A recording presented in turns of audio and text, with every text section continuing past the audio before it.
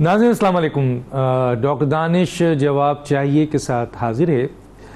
आज भी एक अहम मौजू है और इस वक्त पाकिस्तान जहां सैलाब जो है वो एक बड़ी तबाही मचाई हुई है, उसने पाकिस्तान की तारीख़ में ऐसा सैलाब नहीं आया जिसने बहुत बड़ी जो है वो तबाही मचा दी है। पूरी कौम, अफवाज पाकिस्तान, हुकूमत और NGOs इस सैलाब में जो नुकसानात है, जो बहुत बड़ी तादाद में हो रहा है, उसको कम करने की कोशिश कर रहे हैं और रेस्क्यू कर रहे हैं ताकि कम से कम नुकसान हो सके। लेकिन दूसरी तरफ इमरान खान साहब जलसे कर रहे हैं, तकरीबन हर रोज़ उनका एक जलसा कहीं ना कहीं है और उस जलसे में इमरान खान साहब जो ज़बान इस्तेमाल कर रहे हैं, जो स्टेटमेंट दे रहे हैं, उस सिलसिले में आपको पता है कि कल बहुत सख्त रिएक्शन आया है फ़ौज का, ISPR का। तो अब ये एक तरफ इमरान खान के केस, कल भी एक तौहीन अदालत का केस है, तोशाखाना का केस है और भी दूसरी चीज़ों का केस है। FIA उनको बुला रही है। फॉरेन फंडिंग के हवाले से बहुत से इंकशाफात हो गए हैं। दो उनके आपके इमरान खान के 2 पर्सनल अकाउंट्स भी जो है वो FIA ने डिटेक्ट कर लिया है और उसमें 40 लाख। मैं किसी वक्त इस पर ज़रूर प्रोग्राम करूँगा। लेकिन बहरहाल जो सबसे इम्पोर्टेंट मसला है वो ये है कि देखें, आजकल के दौर में कोई एटम बम से मुल्कों को फतह नहीं करता है और न तोड़ता है, बल्कि आजकल मुल्कों को तबाह करने के लिए दो ही चीज़ बहुत इम्पॉर्टेंट है। एक, किसी मुल्क की मईशत को तबाह कर दिया जाए। तो इन इश्यूज़ के ऊपर हम बात करेंगे और ये भी कि आया कानून और आइन जो है वो ज़्यादा बड़ी चीज़ है या आपकी जो फ़ैन क्लब्स हैं वो ज़्यादा अहमियत रखते हैं। तो मेरे साथ जो गेस्ट आए उनका तारुफ कराते हैं। मेरे साथ हैं जनाब सेनेटर ज़फ़र अली शाह साहब, रहनुमा पाकिस्तान तहरीक इंसाफ के। आपका बहुत शुक्रिया सर, आपने ज्वाइन किया। सेनेटर मौला बख्श चांडियो साहब है, रहनुमा पाकिस्तान पीपल्स पार्टी, आपका बहुत शुक्रिया।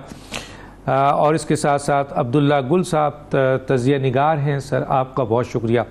जनाब सेनेटर ज़फ़र अली शाह साहब, आपकी तरफ आ रहा हूँ और ये सवाल मैं करना चाहता हूँ सर। मैं तो कानून का एक तालिब इल्म हूँ, आप उस्ताद हैं, लेकिन सूरत हाल जो इस वक्त है वो ये है कि पूरी कौम और फ़ौज, हुकूमत, तमाम सियासी जमातें, अपोजिशन की भी सियासी जमातें, दूसरी मासवाए PTI के, सब इस वक्त सैलाब ज़दगान के साथ खड़े हैं और उनकी तकलीफ़ को कम करने की कोशिश कर रहे हैं, रेस्क्यू कर रहे हैं। बहुत बड़ी तबाही हुई है, उससे बचाने की कोशिश कर रहे हैं। लेकिन इमरान खान साहब मुसलसल जलसे कर रहे हैं और वो निशाना बना रहे हैं आपके इदारों को। तो सर, ये इस फ़र्क को आप कैसे डिफेंड करेंगे सर? डॉक्टर साहब बहुत मेहरबानी।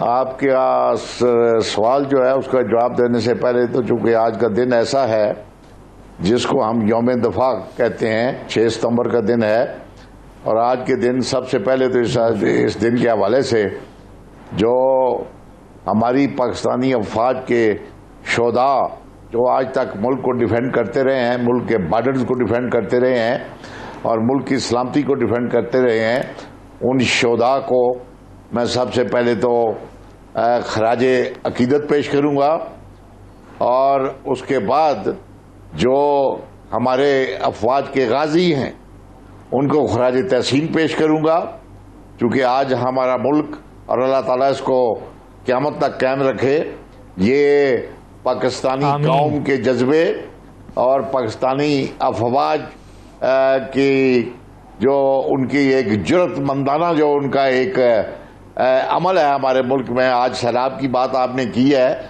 सैलाब में भी वो एक मदद कर रहे हैं पूरी कौम की, और पूरी कौम जो है वो उनके साथ चल रही है और वो कौम मशकूर भी है उनकी।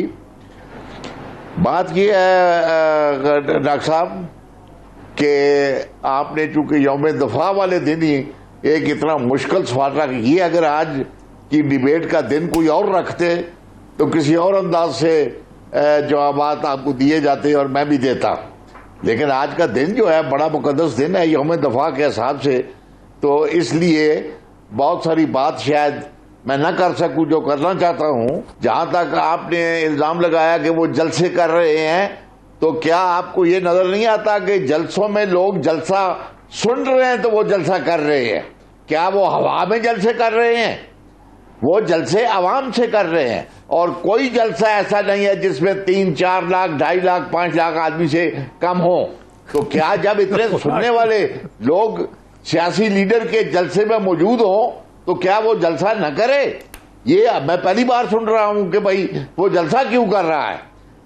और अगर दूसरी जमातें जो 13-14 इकट्ठी हुई हैं, जो हुकूमत में हैं और असम्बली में जिनकी तादाद 85 मेंबरान पर है, अगर वो जलसे करते हैं और उनके जलसों में लोग नहीं आते तो ये भी कसूर जो है इसका इल्जाम भी इमरान खान साहब को दे दें कि जनाब उसकी वजह से हुकूमती जमात की जो जमातें हैं उनके जलसों में लोग नहीं आते।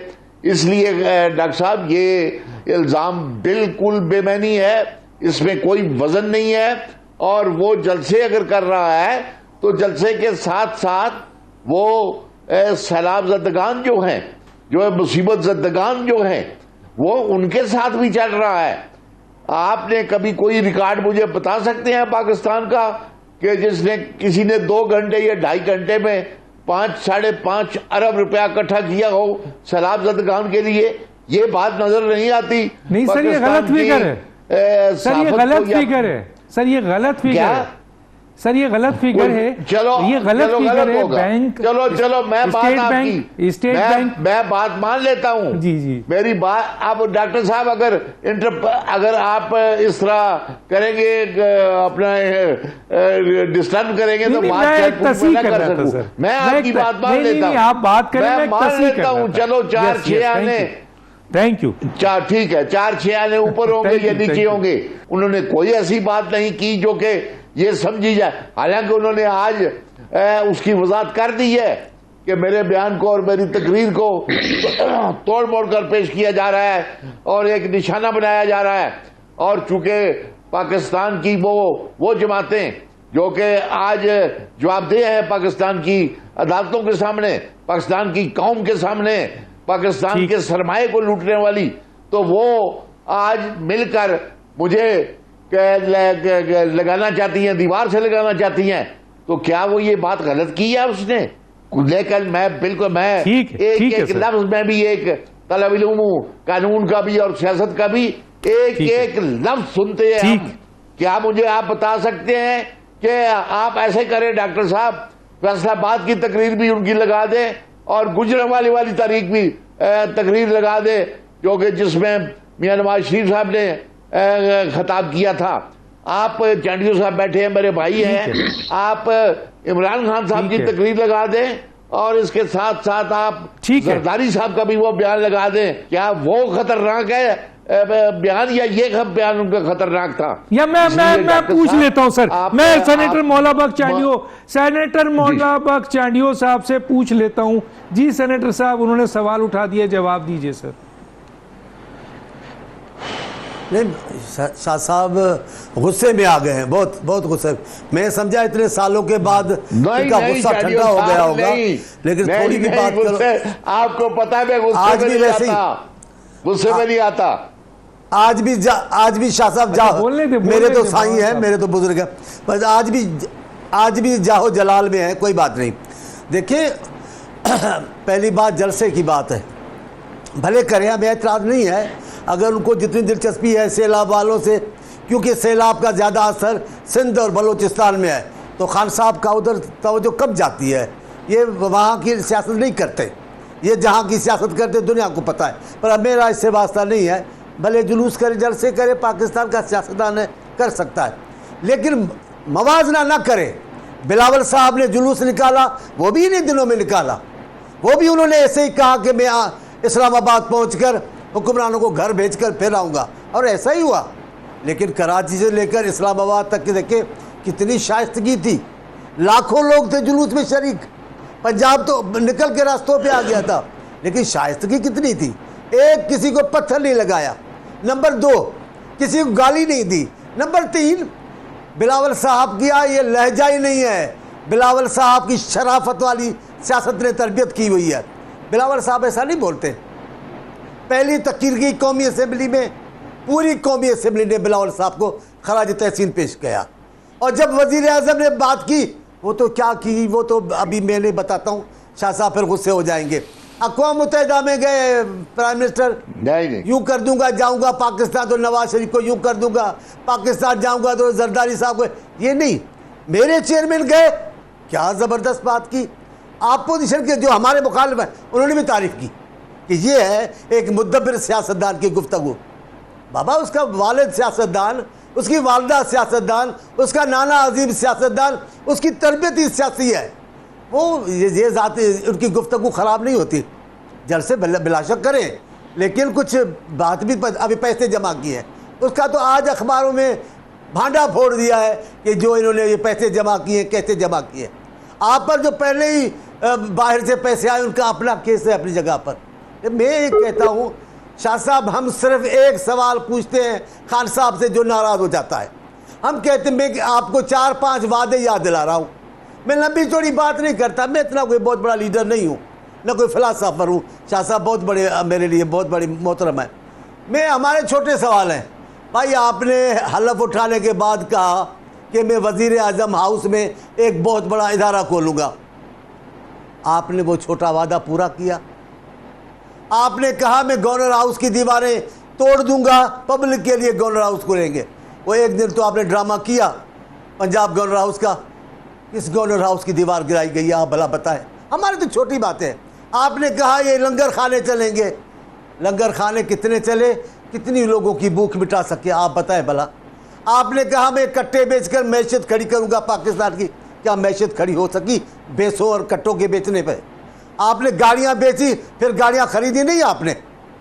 आप सब, हाँ, दूसरा एक वादा हर एक वर्कर को बोल दिया था, पीछे पड़ जाओ जिन जिनका प्रोटोकॉल नजर आए। मैं प्रोटोकॉल, अब तो प्रोटोकॉल को आपने डबल दिया है। जिनको जो जिनका टाइटल नहीं है प्रोटोकॉल में, वो प्रोटोकॉल लिए फिरते। आपको कौन सा वादा याद दिलाए? आपने वजारत खारजा के हवाले से क्या इंसाफ वाले फैसले किया, आप मुझे बताएं। शर्मिंदगी की बात है, आप अपनी कारकर्दगी नहीं बताते, दूसरों को गालियां देते हैं।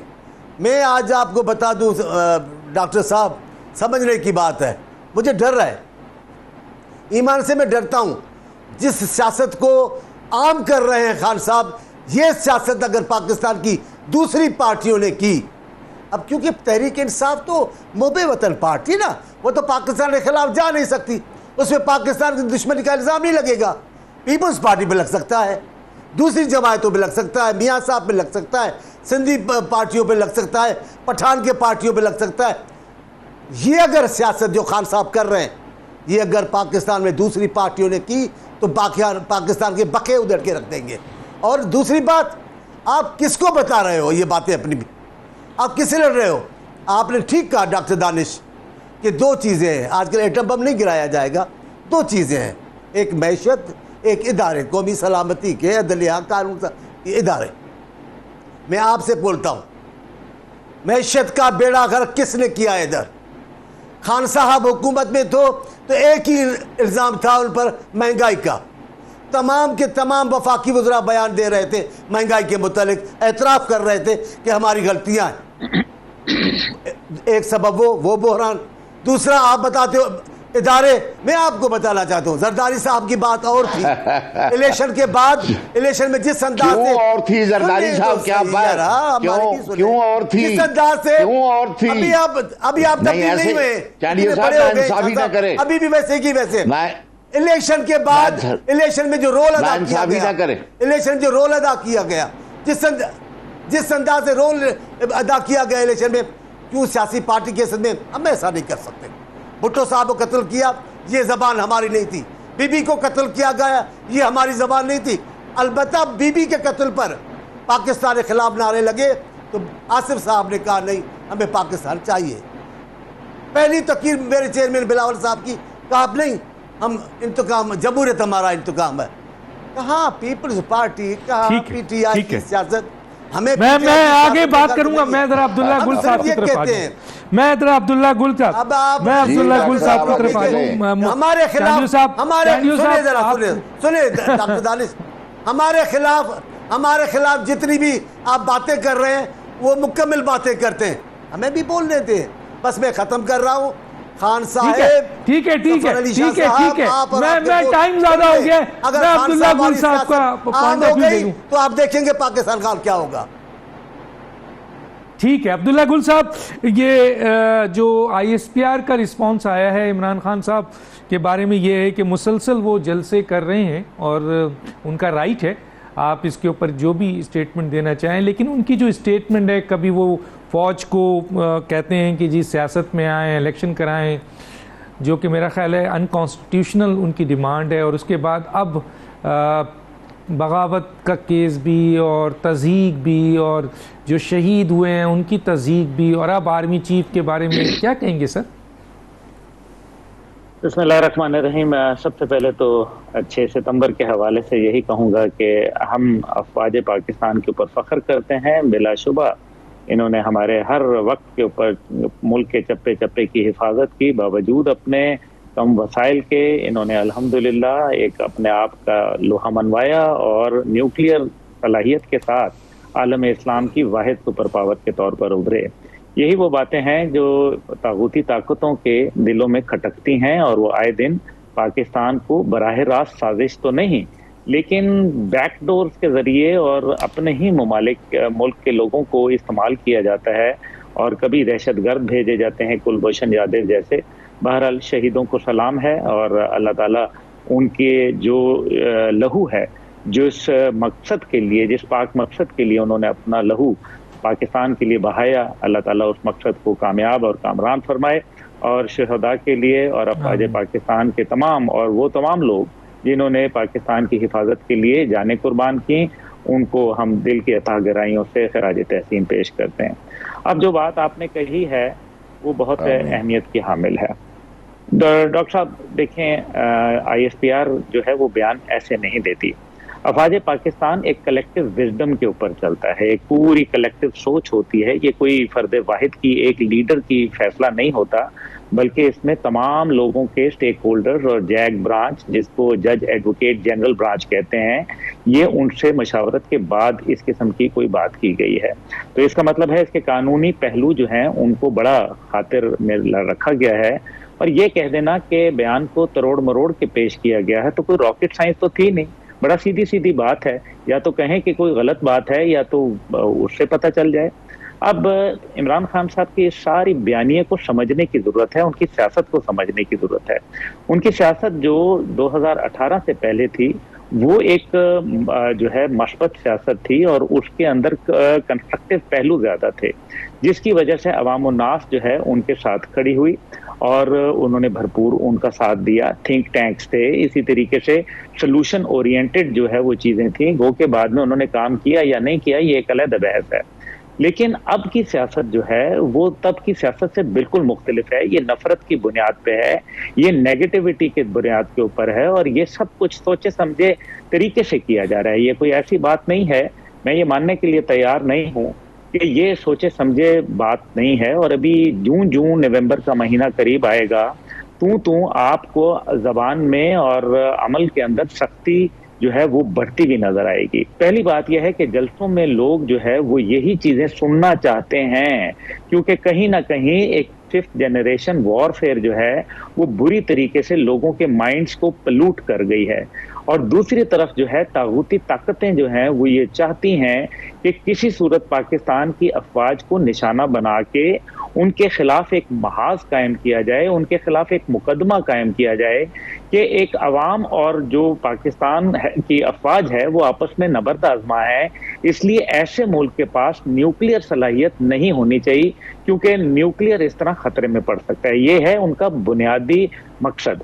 अब इसके लिए क्या तरीकाकार इख्तियार किया जा रहा है, शायद इमरान खान साहब खुद भी इस चीज को नहीं समझ पा रहे, क्योंकि कहीं ऐसा ना हो कि अफवाज के मुतल्लिक इतनी जो है और इदारे के मुतल्लिक, और इदारे सिर्फ एक नहीं है, इदारा सिर्फ एक नहीं है अफवाज का, बल्कि अदलिया भी है, और उसके मुतल्लिक क्या अल्फाज कहे जाते हैं कि खुद फिर कोर्ट को जो है वो डिसीजंस लेने पड़ते हैं, सो मोटो नोटिस लेने पड़ते हैं।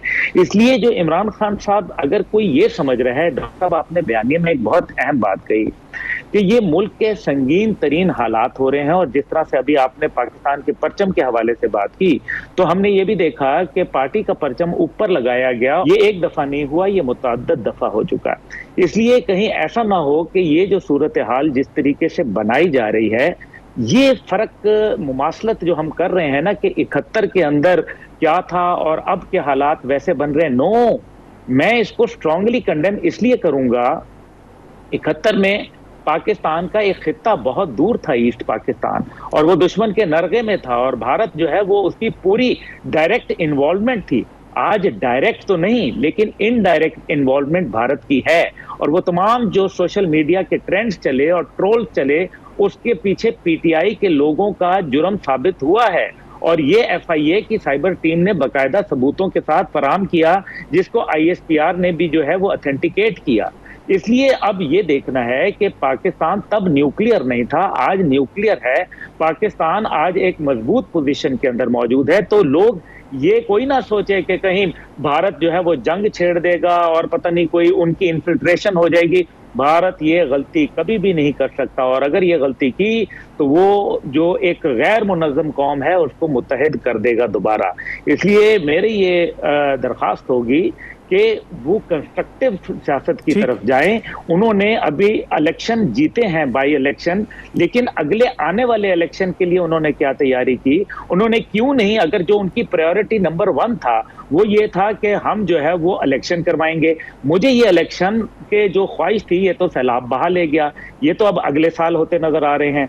और दूसरी बात इसके अंदर जो पहलू है वो ये है कि इलेक्शन के हवाले से उनकी जो स्ट्रेटेजी है वो इस टाइम पे फिलहाल जो है वो 0/0 नजर आ रही है, क्योंकि उन्होंने जो सूबाई असेंबलियां हैं वो तहलील नहीं की, सेनेट से उन्होंने इस्तीफे नहीं दिए, उन्होंने जो है दीगर अपने इस्तीफे नहीं दिए। तो ये किस तरफ जा रहा है मामला, ये आप देख लें कि उनका पीछे मोटिव कुछ और है। ठीक है, ठीक है, बहुत ही इंपॉर्टेंट क्वेश्चन है कि क्या कानून, अब मैं जब आऊंगा बात करने के लिए, आइन और कानून जो है वो क्या उसके फैसले अदालतों में हों या आइन और कानूनी इदारों में हों, इलेक्शन कमीशन में हों, या वो फैसले भी रोड पे किए जाएंगे जिस तरीके से कहा जा रहा है पीटीआई की क़यादत की तरफ से कि कोई ऐसा फैसला इमरान खान के खिलाफ आया तो फिर उसमें आवाम का रद्द अमल आएगा और फिर बड़ा रिएक्शन होगा। इस पे हम ज़रूर बात करेंगे। एक छोटा सा ब्रेक लेते हैं, फिर वापस आते हैं।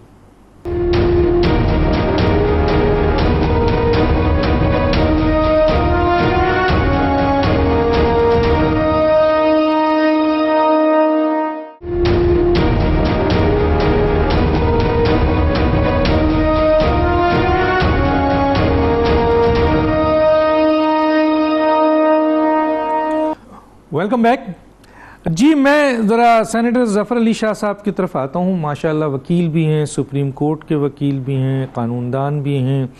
सर, इमरान खान साहब के ऊपर इस वक्त कई केसेस हैं और वो तौहीन अदालत के मुर्तकिब पहले भी हुए, माफ़ी मांगी, आपको पता है इलेक्शन कमीशन से भी माफ़ी मांगी उन्होंने, सुप्रीम कोर्ट से भी माफ़ी मांगी, फिर उन्होंने तौहीन अदालत की।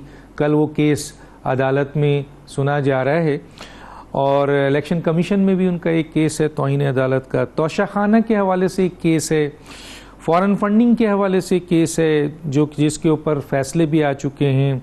इसी तरह दहशतगर्दी का केस है, इसी तरह बगावत के सिलसिले में भी केस है, और बहुत सारे केसेस इमरान खान के ऊपर मुतवातिर बन चुके हैं और बन रहे हैं और उसका प्रोसेस चल रहा है।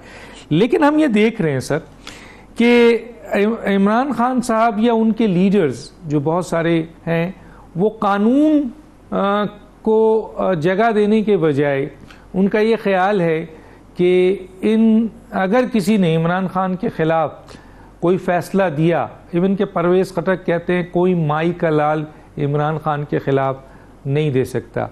फिर फवाद चौधरी कहते हैं कि जो बहुत मकबूल लीडर है, जिसको आवाम की बड़ी सपोर्ट है, वो आपके ऐसे कानूनी फैसले को उठाकर फेंक देंगे और नहीं मानेंगे, और वो मसलन वो कर देंगे, आपके आवाम का यलगार हो जाएगा। तो कैसे देखते हैं सर कानूनी इस किस्म के जो इनके ऊपर संगीन किस्म के केसेस हैं, और दूसरी तरफ आवाम की मकबूलियत को सामने रखते हुए यलगार की बात करना, माई के लाल की बात करना, तो कहीं हम आइन और कानून को शर्मिंदा तो नहीं कर रहे हैं इस तरह? डॉक्टर साहब बहुत मेहरबानी, बड़ी है, बड़ा अच्छा आपने सवाल किया है और कानून को हाईलाइट किया है। डॉक्टर साहब अभी बेशक अपनी लाइब्रेरी से तमाम इमरान खान के जलसों की तकारीर आप लगाएं, हर तकरीर में कम अज कम 1 दर्जन बार Imran Khan rule of law की बात करता है। वो कहता है कि जब तक इस मुल्क में कानून की हुक्मरानी नहीं होगी, कानून का एहतराम नहीं होगा, तब तक ये मुल्क तरक्की नहीं कर सकता और ये कौम आगे नहीं बढ़ सकती। और ये कहता है कि रूल ऑफ लॉ वो कि जिसमें तमाम बराबर हों। वो लोग जो मुल्क को लूटने वाले चोर और उचक्के हैं, वो तो कानून का फायदा उठा लें, और जो गरीब आदमी जो है वो जो है उसको पकड़कर आप जेल में फेंक दें। इसलिए इस इल्जाम को ना मैं मानता हूं और ना पाकिस्तान के 22 करोड़ अवाम मानते हैं कि इमरान खान कानून की तज़हीक कर रहा है। रह गई बात यह कि अगर माफी चाहता हूं, अगर कोई वो कानून की खिलाफवर्जी करेगा, अगर कोई ऐसी बात करेगा, दहशतगर्दी करेगा, अब देखें ना, ये भी मजाक है ना। हमने वो वक्त भी याद है, और डॉक्टर साहब आपको भी याद होगा कि एयर मार्शल असगर खान साहब पे इल्जाम लग गया कि इन्होंने मेरी घड़ी चोरी की है, घड़ी उतारी है। चौधरी ज़फ़र साहब पे इल्जाम लग गया ये मेरी बहन चुरा के ले गया। ये विक्टिमाइजेशन के केस सियासी दुनिया में लगते रहते हैं। मैं अदालत पर, कोई अदालत बेहतर फैसले करती है। अदालत में जो अब आपने खुद ही कहा है कि अदालत में पेंडिंग है, अदालत फैसले कर लेगी। अगर वाकई इमरान खान साहब दहशतगर्द हैं तो पता लग जाएगा कौम को। दहशतगर्द तो हैं वो, क्योंकि 13-14 जमातें जो हैं लरज रही हैं, उनको रात को नींद नहीं आती कि ये हमें कहां से आफत आ गई है। ये तो हम तो इलेक्शन वरना जी जाया करते थे, हम तो गुंडागर्दी करके, रिगिंग करके इलेक्शन जीत जाया करते थे। अब तो वो बात मुश्किल है, इसलिए उनको तो वो दहशतगर्द नजर आएगा। लेकिन डॉक्टर साहब कुछ खुदा का खौफ होना चाहिए, खुदा का भी खौफ। खुदा की जात भी मौजूद है अदारों के अलावा, अदालतों के अलावा। इस जो आपका जर्नलिज्म है, इसके भी अलावा अल्लाह ताला की जात बैठी हुई है। हाँ, वो हर चीज देख रही है, हर चीज देख रही है। और ये आप सैलाब की बात कर रहे हैं, अच्छा ज़फ़र अली शाह साहब, ज़फ़र अली साहब वजीर आज़म रहे इमरान खान, उनको पता है कि नीचे नैब भी था, FIA भी थी। अब FIA उनकी 2 अकाउंट्स पर्सनल फॉरेन फंडिंग में पकड़े गए और काफ़ी ह्यूज अमाउंट पकड़ा गया है फॉरेन फंडिंग के हवाले से, और उसके पूरे डॉक्यूमेंट सामने आ गए। और FIA बुला रही है इमरान खान साहब को कि आप तशरीफ़ लाएं और आकर आप अपने ये जो चीज़ें आई हैं हमारे सामने, इसका आप जवाब दीजिए। अगर आपके पास डॉक्यूमेंट्स हैं तो आप इमरान खान साहब FIA को फेस नहीं कर रहे हैं, वो कह रहे हैं कि तू FIA कौन होती है मुझे बुला। डॉक्टर साहब तो सर ये क्या समझ नहीं, कोई ऐसी बात नहीं है। मैं एटीट्यूड बताता हूं डॉक्टर साहब। आप तो माशाल्लाह तलब इल्म है, तारीख के भी, सियासत के भी, कानून के भी मुर्रख भी हैं आप। ये क्या उनके बारे में क्या ख्याल है कि जिनको जिस तारीख पर फर्द जुर्म लगने लगी थी, उस तारीख को वो एक साजिश और इंट्रीग के जरिए मुल्क के वज़ीर आज़म बन गए। मैं इसीलिए कहता हूं कुछ खुदा का खौफ भी होना चाहिए। और अगर सर कंपैरिजन छोड़े ना, मैं तो आपसे सर खुदा के लिए, सर अगर उन्होंने चोरी की तो आप भी करेंगे, उन्होंने डाका मारा तो आप भी मारेंगे। मैं तो आपसे पूछ रहा हूं कि इमरान खान साहब जो कानून का एहतराम, सर खुदा के लिए अगर इमरान खान साहब कानून का एहतराम कानून के लिए लड़ाई लड़ रहे हैं, आसिफ जरदारी नहीं करते, डॉक्टर नवाज शरीफ नहीं करते, अगर इमरान खान कानून का एहतराम करते हैं तो FIA के बुलाने पर एहतराम नहीं, कानून के लिए वो लड़ाई लड़ रहे हैं। सर खुदा के लिए FIA बुला रही है, एक इदारा है, आप जाएं क्यों नहीं जा रहे? जो शख्स सुपरमेसी के लिए लड़ाई लड़ रहा है मुल्क में, आप उसके बारे में उस पर इल्जाम लगा रहे हैं कि वो कानून की खिलाफवर्जी कर रहा है। नहीं सर, मैं इल्जाम नहीं लगा रहा हूं, मैं तो सवाल उठा रहा हूं सर, मैं तो सवाल उठा रहा हूं। मैं आपके सवाल का एहतराम करता हूं। क्या कहेंगे सर? आपका हक है, बड़ी मेहरबानी, बड़ी मेहरबानी, लेकिन कोई ऐसी बात नहीं है। बड़ी मेहरबानी जी सर। मैं जरा मौलाना फक चांडियों से आपसे पूछ लूं कि सर क्या ख्याल है, इमरान खान साहब इस वक्त रूल ऑफ लॉ की लड़ाई लड़ रहे हैं, वो कह रहे हैं कि मैं कानून और आइन के लिए लड़ रहा हूं, इंसाफ के लिए लड़ रहा हूं, एक आम आदमी को भी वही इंसाफ मिलना चाहिए जो कि इस मुल्क के बड़े बड़े लोगों को मिलना चाहिए। जफर अली शाह साहब का कहना है, क्या कहेंगे सर? ये सही है। जफर अली शाह साहब पाकिस्तान के इंतहाई सीनियर सियासतदानों में से एक हैं और इंतहाई समझदार सियासतदान हैं और बहुत बड़े कानूनदान भी हैं। हर हवाले से मैं उनका एहतराम करता हूं। मैं इनके साथ रहा हूं सेनेट में कुछ अरसा, मेहरबानी चाहिए, और ये भी किसी जमायत में थे।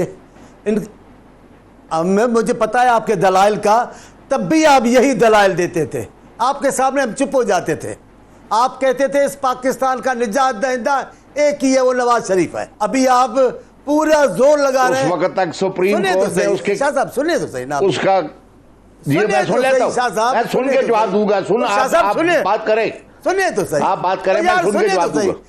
ऐसे नहीं जवाब देते हैं, ऐसे नहीं जवाब देते हैं, जवाब देते हैं नंबर पर। आपने जवाब क्या, मैं नहीं तो मैं चुप हो जाऊं, आप बोले भले, आप बड़े हैं, मेरे साईं हैं, मैं आपसे कैसे इज्जत करूंगा। नहीं ऐसे ही दलाइल मियां साहब के लिए देते थे। लेकिन देखिए मियां साहब आया गया, पाकिस्तान अल्हम्दुलिल्लाह कायम और दायम है। खान साहब भी वज़ीर-ए-आज़म रहे, अभी नहीं है, फिर हो जाएंगे, फिर उतर जाएंगे, अल्हम्दुलिल्लाह पाकिस्तान कायम रहेगा। अब आ गया आपकी बात कि कानून की हुक्मरानी के लड़ रहे हैं। एक है सिंध से वाबस्ता एक SP अफसर DIG को यहाँ आपने घसीटा इस्लामाबाद में, वो आइन की हुक्मरानी थी। क्या आपने जो लोगों को दावत दी कि बैंकों में पैसे नहीं जमा कराओ, हुंडी के जरिए करो, क्या वो आइन की जंग थी?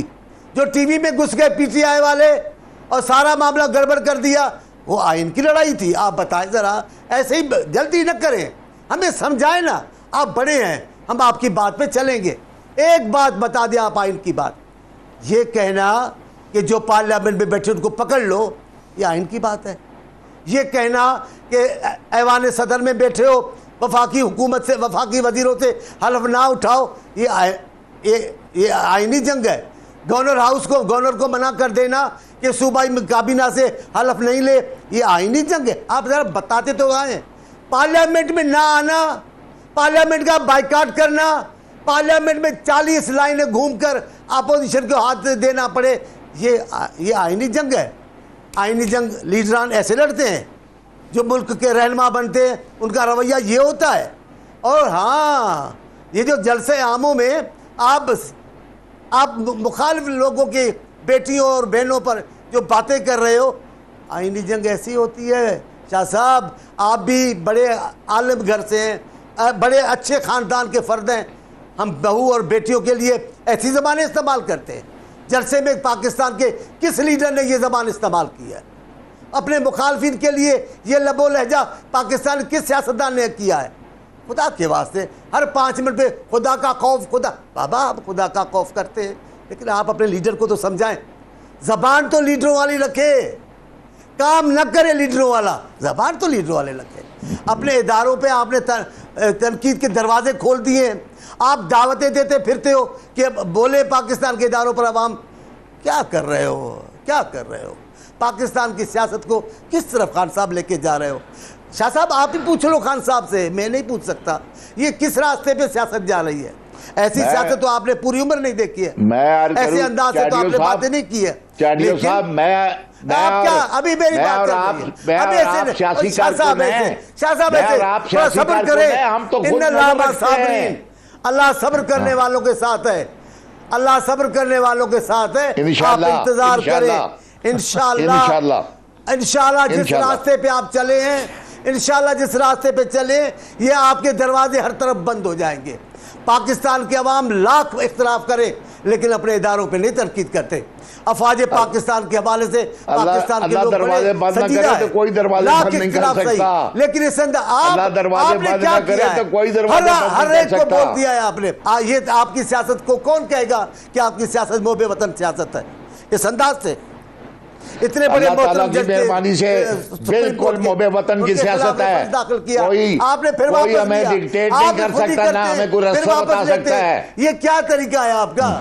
बड़े बोलते हैं, आप बोलते रहे। अभी आप उम्र के बड़े हो गए शाह साहब, अभी आपको पता नहीं चल रहा है कहाँ चुप होना चाहिए, कहाँ बोलना चाहिए। अब आप वकील भी बहुत बड़े, बोल बोल के ऐसे हो गए कि आपको लफ्ज का एक नुक्ते का पता है क्या बोल रहा हूँ, क्या बोलना चाहिए। मैं चुप हो जाता हूँ, मैं चुप नहीं पता चल रहा है, चुप हो जाता हूँ। चल रहा है, आप फिक्र न करें, आपके चल रहा है, मैं आपके एहतराम में। लेकिन अगर आपने कुछ जवाब दे दूं, जफर अली, मैं आपके एहतराम में चुप हो जाता हूँ। आपको पता ही नहीं चलता है कहाँ चुप करनी चाहिए, मैं चुप हो जाता हूँ।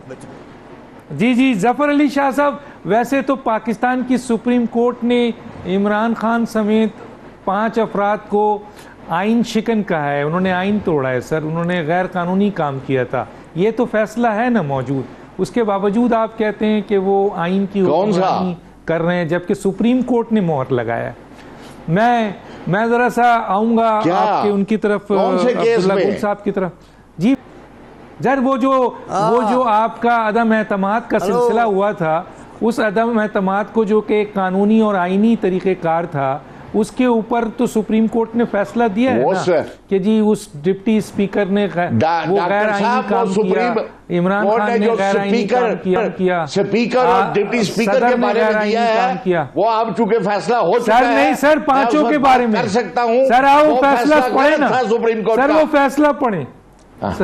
अच्छा वो फैसला पढ़ा हुआ है, मैंने 6 दफा पढ़ा है, लेकिन सुप्रीम तो आपने, अगर वो फैसला गलत है तो आपने अपील क्यों नहीं की? सर अगर वो फैसला गलत है तो आपने उसको रिव्यू क्यों नहीं किया? सुप्रीम कोर्ट के फैसलों की अपील नहीं हुआ करती, सुप्रीम कोर्ट के फैसले सर रिव्यू है सर, कैसे नहीं होता सर? खुदा के लिए केस सर माजी में भी केस में सुप्रीम कोर्ट में, मैं एक केस को कोट कर देता हूं, ये केस है फैक्टो बेलारस का, जिसके ऊपर सुप्रीम कोर्ट ने एक डिसीजन दिया एंड देन रिव्यू हुआ, फिर सुप्रीम कोर्ट ने उसको फैसले को बदला।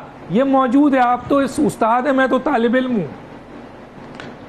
तो अगर सुप्रीम कोर्ट ने कोई फैसला कर दिया कि रिव्यू और बात है, अपीलें नहीं होती। चलो मेरा ख्याल है कि अदालत को डिस्कस नहीं करें तो अच्छी बात है, तो हो सकता है, हो गई बात आपकी, रिव्यू तो हो सकता है ना, रिव्यू तो हो सकता है। मैं यही अर्ज कर रहा हूं कि आप एक छोटा सा ब्रेक लेता हूं, अदालत को छोड़ ब्रेक लेता हूं, फिर मैं आता हूं सर, छोटा सा ब्रेक।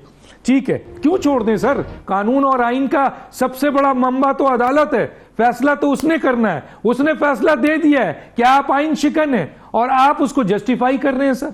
एक छोटा सा ब्रेक लेते हैं, फिर वापस आते हैं।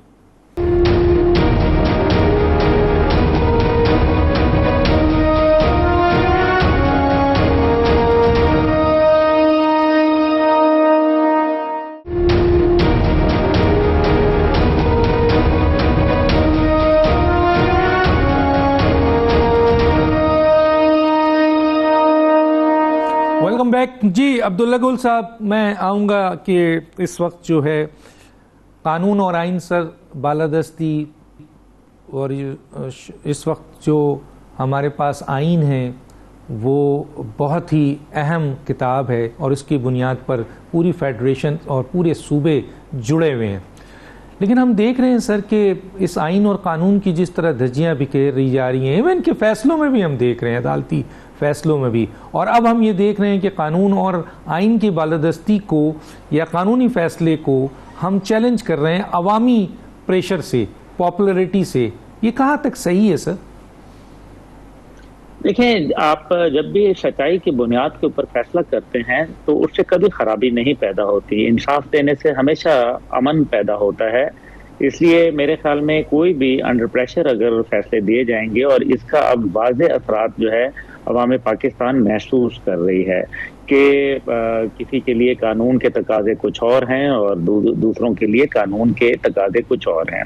इसलिए मैं ये समझता हूँ कि अगर हम दूसरे हवाले से बात करें तो हमें ये भी भूलना नहीं चाहिए कि जब IMF को खत लिखा गया और IMF को बताने की कोशिश की गई और फिर इसी तरीके से जब UN के एक नुमाइंदे से जब सवाल पूछा गया ह्यूमन राइट्स की वायलेशन के हवाले से, उसमें वो इमरान खान साहब के हवाले से सवाल पूछा और उसने आगे से लिखा हुआ जवाब पढ़ा। ये ऑर्केस्ट्रेटेड जो जवाबात थे, इसको हमें गौर करना है। हुकूमत जो है उसको भी अपनी तरजीहात को दुरुस्त करना पड़ेगा, क्योंकि हुकूमत जो है वो इस टाइम पे पता नहीं किस तरफ जा रही है। 12 प्रेस कॉन्फ्रेंसेस जो है वो मिनिस्टर बैठ के यही काम कर रहे हैं। वो बाबा अपना काम करो ताकि मुल्क किसी सिमत के ऊपर राइट डायरेक्शन के ऊपर चले। पूरा मुल्क डूब गया है, आप लोगों को सियासत से ही जो है फुर्सत नहीं मिल रही, जो जलसे जुलूस कर रहे हैं। इमरान खान साहब को तो सीधा सीधा मना किया हुआ है, आप भी जानते हैं, मैं भी जानता हूँ, पानी के करीब नहीं जाना।